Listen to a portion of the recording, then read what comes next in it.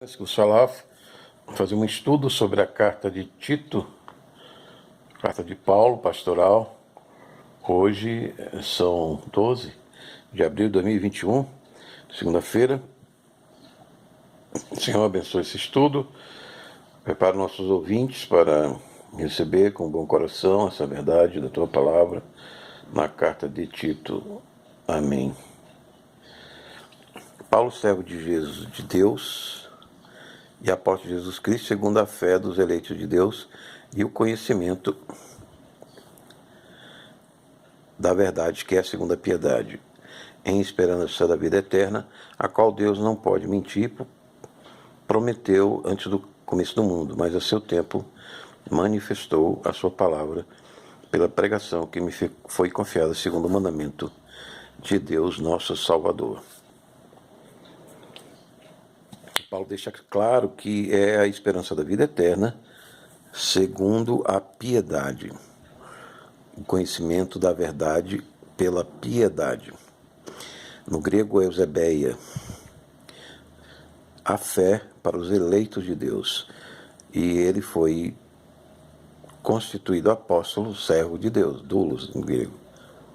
Ele escreve a Tito, que era o bispo de Creta, que o chama de filho também,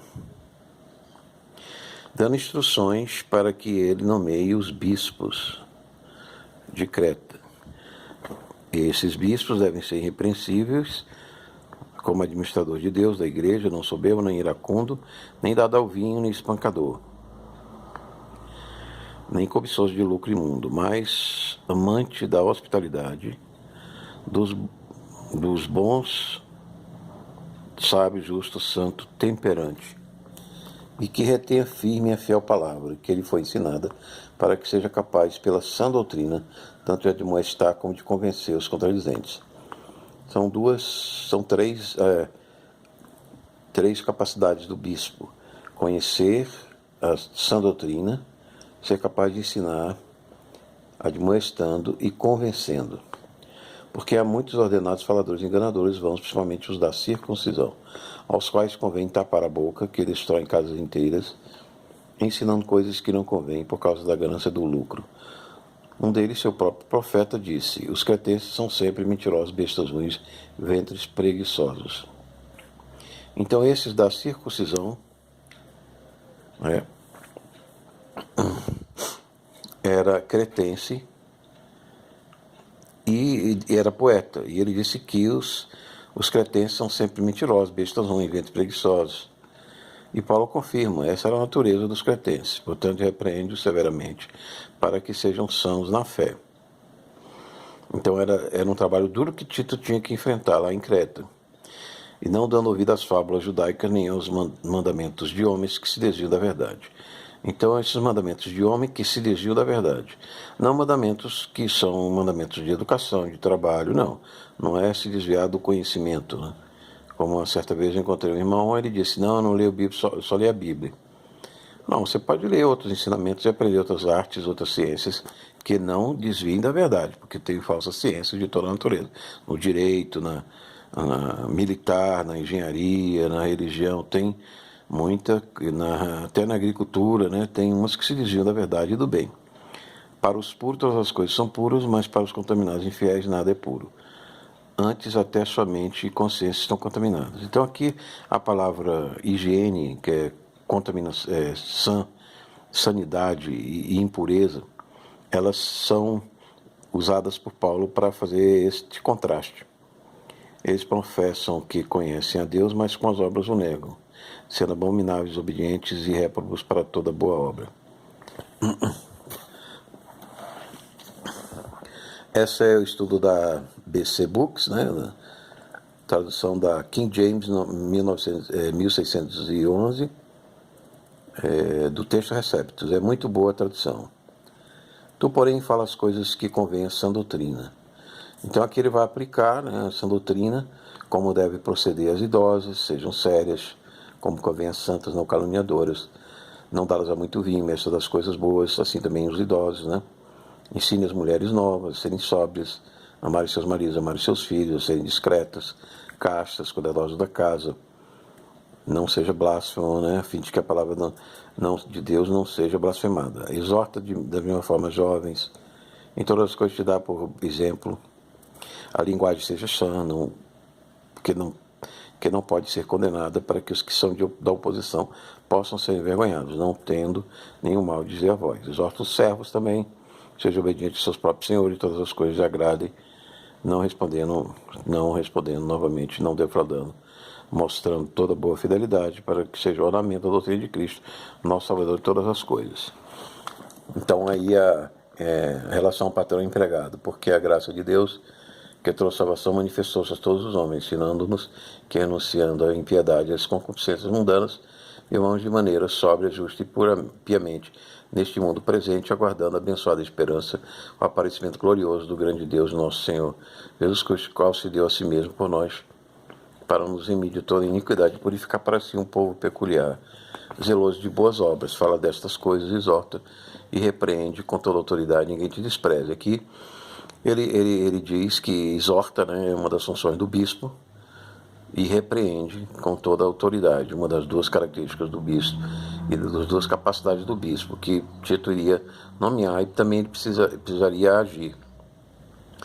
E aqui essa sessão fala da graça de Deus, que ela traz salvação, ela se manifesta a todos os homens, ela é ensinada aos que creem, e é a purificação pela renúncia à impiedade, às concupiscências mundanas, para viver sóbria, justa e piamente neste mundo presente, aguardando a abençoada esperança e o aparecimento glorioso do grande Deus, o nosso Senhor Jesus Cristo. 2:13. Então aqui, para os pré-tribulacionistas, esse versículo é muito importante, né? A abençoada esperança e o aparecimento glorioso. Então, quando Jesus vier já no seu poder de glória nas nuvens, 1 Tessalonicenses 4, essa é uma abençoada esperança e alegria, né? Fala, etc. 3. Admoesta aos que sejam submissos aos principados e potestades, que obedeçam aos magistrados e estejam preparados para toda boa obra. Que nenhum homem fale mal, nem seja contencioso, mas bondoso, mostrando toda a mansidão para com todos os homens. Porque também nós éramos, no outro tempo, tolos, desobedientes. Então aqui está a paciência e a resiliência, enganados, servindo a várias concupiscências e prazeres, vivendo em malícia e inveja, odiosos e odiando uns aos outros, mas quando a benignidade e o amor de Deus, nosso Salvador, para com os homens apareceu. Então nós temos a epifania da graça. O Senhor vem na primeira epifania em graça, né? E na segunda epifania ele vai vir em glória. E nós temos que ter resiliência com a natureza caída humana e também dos cretenses, aqui no caso de Tito, que iria fazer sua obra no meio da ilha de Creta, fica no Mediterrâneo. Então, não pelas obras de justiça que houvéssemos feito, mas segundo a sua misericórdia, nos salvou pela lavagem da regeneração e da renovação do Espírito Santo, que abundantemente ele derramou sobre nós por Jesus Cristo, nosso Senhor. A palavra grega para lavagem é litro, né? 1 litro de água para lavar. O batismo também está relacionado com a água. Então, tudo isso lembra o batismo, a renovação, a regeneração pelo batismo. E a renovação, talvez pelo Espírito Santo, da plenitude do Espírito Santo, seria como que a segunda função, né? O ritual, a solenidade, a liturgia da segunda ação do Espírito Santo no cristão, que é a renovação. Regeneração é uma palavra grega que significa palha, coisa antiga, a gênese antiga, do princípio, quando Adão não tinha caído. É isso que o Espírito Santo está fazendo. E a renovação é preparando também, após essa regeneração, para viver eternamente na Jerusalém Celeste, que João vai receber a revelação mais tarde. Essa carta aqui já é do século I, mas da metade do século I. Então, mais tarde aqui nós vamos ver que essa renovação está ligada ao nascer de novo no corpo celeste espiritual, que Paulo fala em 1 Coríntios 15. E Deus, essa lavagem e regeneração é abundante sobre nós por Jesus Cristo, nosso Salvador, para que, sendo justificados por sua graça, sejamos feitos herdeiros segundo a esperança da vida eterna. Nós somos justificados pela graça porque nós precisamos desse processo de renovação, regeneração, que se chama santificação, para apressarmos na glorificação no céu, né, no paraíso. Esta é uma palavra fiel, estas coisas quero que a deveras afirmes constantemente, para os que creem em Deus, procurem manter as boas obras. Estas coisas são boas e proveitosas. Evita questões loucas, genealogias, contendo debates acerca da lei, porque são inúteis e vãs. Ao homem herege, que herege depois da primeira e segunda demonstração rejeita, sabendo que aquele que é assim está pervertido e peca, estando condenado em si mesmo. Quando eu te enviar a Temas, o Tíquico, ser diligente ao vir ter comigo Nicópolis, porque determinei invernar ali. Traz diligentemente Zenos, o advogado, e Apolo em sua viagem, para que nada lhes falte. E os nossos aprendam também a manter boas obras para o uso necessário, para que eles não sejam frutíferos. Todos os que estão comigo saúdam. Saúdo os que nos amam na fé. A graça seja com todos vós. Amém. Então, essa carta, Paulo termina dizendo, né, que ele o Tito evitasse os hereges e que repreendesse e exortasse, né, aqueles que andam desordenadamente. Uma carta pastoral de Paulo a Tito. É isso que você falou, Alf. Então, se você não é ainda cristão, se você quer aceitar essa vida da piedade, né, da lavagem e regeneração do Espírito Santo, e ser uma nova criatura e ter a vida eterna, faça essa oração. Me arrependo dos meus pecados, da minha vida do velho homem, e aceito Jesus como meu Senhor e Salvador. Vou procurar o batismo, congregação na igreja. Em nome de Jesus, eu me arrependo e aceito a sã doutrina apostólica de Cristo para o meu coração e o Espírito Santo, na graça de Cristo, que ele derramou no Espírito pelos méritos da sua obra na cruz. Abençoe então, Deus Pai, Todo-Poderoso, Pai, Filho e Espírito Santo, isso que os falou, Alf, oferecimento Ministério Igreja de Jesus.